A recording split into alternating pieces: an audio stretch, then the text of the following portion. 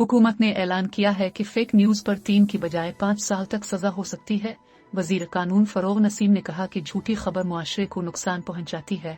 हम नहीं चाहते कि फेक न्यूज अब नहीं होनी चाहिए। वफाकी वजीर कानून फरोग नसीम ने प्रेस कॉन्फ्रेंस करते हुए कहा कि पेका वाले कानून की ड्राफ्टिंग मैंने की है। सहाफत रियासत का चौथा सुतून है। मीडिया तनकीद करने में आजाद है, लेकिन फेक न्यूज नहीं होनी चाहिए। कुछ लोग मुल्क में ही जानी कैफियत पैदा करना चाहते हैं। जाली खबरें फैलाने वाले मुल्क के साथ मुखलिस नहीं। जाली खबरों की रोकथाम के लिए यह कानून जरूरी था। मुआशरे की बुनियाद झूठ पर रखी जाए तो क्या बनेगा? जाली खबरों पर किसी को इस्तिस्ना हासिल नहीं होगा, न ही जमानत होगी। फरोग नसीम ने कहा कि मुकदमे का फैसला 6 माह में किया जाएगा। 6 माह में फैसला नहीं होता तो हाईकोर्ट मुतालिका जज से पूछेगी। जज हाईकोर्ट को मुतमईन न कर सका तो वास के खिलाफ भी कार्रवाई होगी। इलेक्शन एक्ट में तरमीम के तहत कोई भी इंतखाबी मुहिम चला सकता है। वफाकी वजीर कानून ने वाजे कर दिया कि इस धोखे में न आए कि ऑर्डिनेंस बनाना गैर कानूनी है।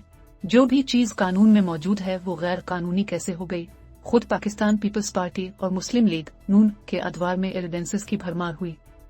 कराची में अमन व अमान की सूरत हाल से मुतालिक सवाल का जवाब देते हुए फरोग नसीम ने कहा कि कराची का अमन व अमान सिंध हुकूमत को खुद देखना है। मैं इस मामले पर सिर्फ सिंध हुकूमत से दरख्वास्त ही कर सकता हूँ कि अमन व अमान की सूरत हाल को देखें।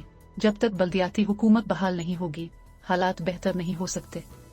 एक सवाल के जवाब में फरोग नसीम ने कहा कि MQM वजारतों के मुकाबले में शरीक नहीं।